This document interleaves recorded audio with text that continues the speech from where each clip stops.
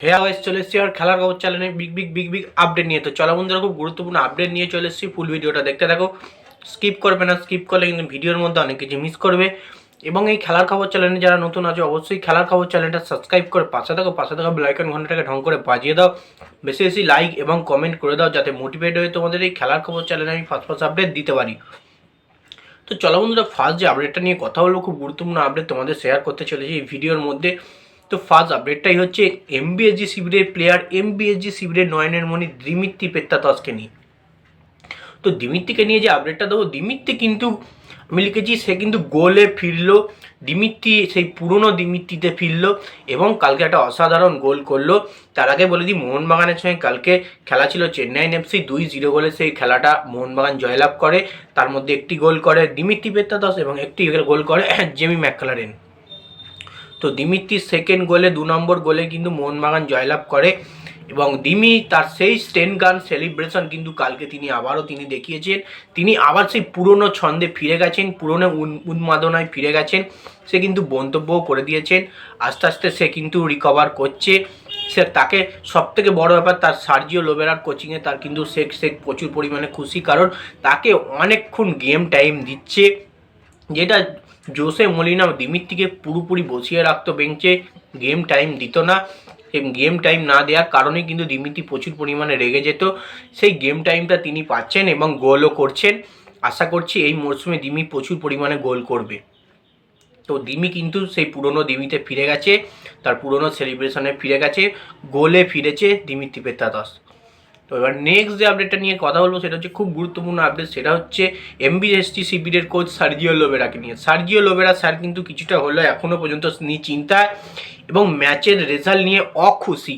তার একটা সবথেকে বড় কারণ হচ্ছে তিনি চেয়েছেন প্রতি ম্যাচে 3 থেকে 4 গোলের লিড নিয়ে জিততে। প্রতি দুটো ম্যাচ খেলেছে, দুটো ম্যাচে কিন্তু 2 গোলে মোহনবাগান জিতেছে। আরও অনেক করে গোল হতে পারতো। লিস্টন কুলাসোর একটা বল বারে লেগে ফিরে আসে, যেখানে মনবীর সিং একটা গোল করতে পারতো। দুর্দান্ত দিমিত্রিকে যদি পাস দিতে পারতো, দিমিত্রি ফাঁকায় দাঁড়িয়ে ছিল, গোলে মারতে পারতো। সেটা হয়নি। মানে এইসব জিনিসগুলো কিন্তু তিনি পছন্দ করছেন না, অখুশি হচ্ছেন। ম্যাচ জিতলে হবে না, গোল পার্থক্যেরও দরকার। সেটা আমি বারবার কিন্তু বলেছি লাইভে, ভিডিওর মাধ্যমেও। সেই কারণেই কিন্তু সার্জিও লোবেরা এখনও তিনি চিন্তা টিমটাকে নিয়ে অখুশিও রয়েছেন, যে দলকে একটু বড় ব্যবধানে জিততে হবে। কোনো রকমই কারচুপি করলে চলবে না, কোনো রকমই গোল মিস করলে চলবে না। সেই কারণেই কিন্তু একটু হলেও চিন্তায় বা অখুশিতে ভুগছেন এমবিএসজি শিবিরের কোচ সার্জিও লোবেরা।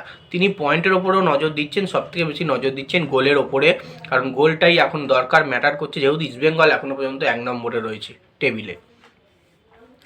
তো এবার নেক্সট যে আপডেটটা নিয়ে কথা বলবো, খুব গুরুত্বপূর্ণ আপডেট, সেটা হচ্ছে চেন্নাইন এফসি কোচ ক্লিফোর্ড মিরান্ডাকে নিয়ে। Chennaiyin FC coach Clifford Miranda Mohun Bagan সঙ্গে ম্যাচ হারার পর এমবিএসজি শিবিরকে নিয়ে একটা বড় মন্তব্য করেছেন। তো মন্তব্যটা কি? তিনি কিন্তু বলেছেন, খারাপ কিছু নয়, ভালোই বলেছেন, যেহেতু তিনি মোহনবাগান দলের সঙ্গে থাকতেন বা ছিলেন অনেকদিন অ্যাসিস্ট্যান্ট কোচ হিসেবে। ক্লিফোর্ড মিরান্ডা কিন্তু বলেই দিয়েছেন, মোহনবাগান হচ্ছে ভারতের এখন সেরা ক্লাব বা সেরা দল। মোহনবাগান টিমকে হারানো অত সহজ নয়। মোহনবাগান টিমকে হারাতে গেলে প্রচুর প্ল্যানিং লাগে। এই দলের সেরা যে সমস্ত ভারতীয় ফুটবলাররা, তারা কিন্তু এই দলে রয়েছে। কোনো রকমই ডিফেন্স মিডফিল্ড কোনো রকমই খারাপ তারা খেলেনি। স্ট্রাইকিং লাইনে যে সমস্ত বিদেশিরা রয়েছে, সব নামকরা বিদেশি প্রফেশনাল ফুটবলার। তো এই টিমকে হারানো অনেক শক্ত। আমরা যে 2 গোলে হেরেছি, এটাই অনেক, কারণ ভারতের সেরা ক্লাব এই মোহনবাগানের বিরুদ্ধে আমরা মাঠে নেমেছিলাম। এমনই কিন্তু বার্তা বা মন্তব্য করেছেন এমবিএসজি শিবিরকে নিয়ে ক্লিফোর্ড মিরান্ডা। তো নেক্সট এবং লাস্ট আপডেট যেটা নিয়ে কথা বলবো, সেটা হচ্ছে খুব গুরুত্বপূর্ণ আপডেট।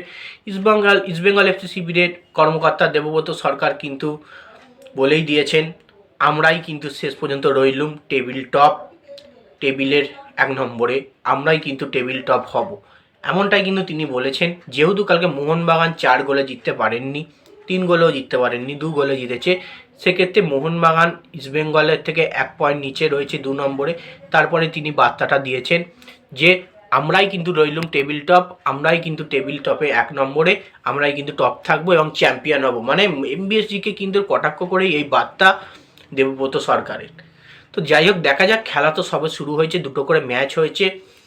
এখন থেকে ধরে নেওয়া উচিত নয়, তোমরা বুঝতে পারবে লাস্টে গিয়ে কি হচ্ছে না হচ্ছে। তো যাও বন্ধুরা, বাই। আবার নেক্সট ভিডিও দেখাচ্ছি। ভিডিওটা এইটুকুই, ভালো লাগলে লাইক করেন, শেয়ার, সাবস্ক্রাইব করে পাশে থাকো। চলো বন্ধুরা, বাই।